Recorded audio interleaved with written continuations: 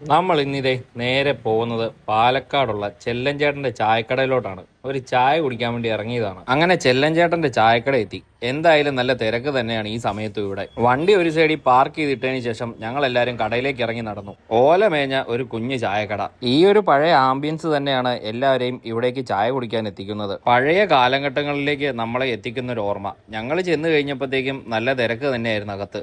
അങ്ങനെ ചായ പറഞ്ഞു പുറത്തു നിന്നു. കുറച്ച് കഴിഞ്ഞപ്പോഴത്തേക്കും അകത്ത് നമുക്ക് ഇരിക്കാനുള്ള ഇട കിട്ടി. ഇവിടുത്തെ പരിപ്പോട അത്യാവശ്യം ഫേമസ് ആണ്. എന്നാൽ നമുക്ക് പരിപ്പോട കിട്ടിയില്ല, തീർന്നു പോയിരുന്നു. പിന്നെ ഉഴുന്നോടെ കൊണ്ട് അഡ്ജസ്റ്റ് ചെയ്തു. അങ്ങനെ നോക്കിയപ്പോൾ ദേ ഒരു ബോർഡ് കണ്ടു. ഇതെന്തായാലും കൊള്ളാം കേട്ടോ, ശുദ്ധമായ വായു, ശുദ്ധമായ ജലം, ശുദ്ധമായ മണ്ണ്. അങ്ങനെ ആ ബോർഡൊക്കെ വായിച്ചുകൊണ്ടിരുന്നപ്പോഴത്തേക്കും നമ്മൾ പറഞ്ഞ ഉഴുന്നുവടയും ദേ ചായയും കൂടെ മേശപ്പുറത്തെത്തി. ഇനി ഇത് കഴിച്ചിട്ടാകാം ബാക്കി പരിപാടി. വർഷങ്ങളായിട്ട് ഈ ചായക്കട ഇങ്ങനെ തന്നെ ഇവിടെ സ്ഥിതി ചെയ്യുന്നു. സോഷ്യൽ മീഡിയ വഴി വൈറലായ ഒരു ചായക്കട തന്നെയാണ് ഇത്.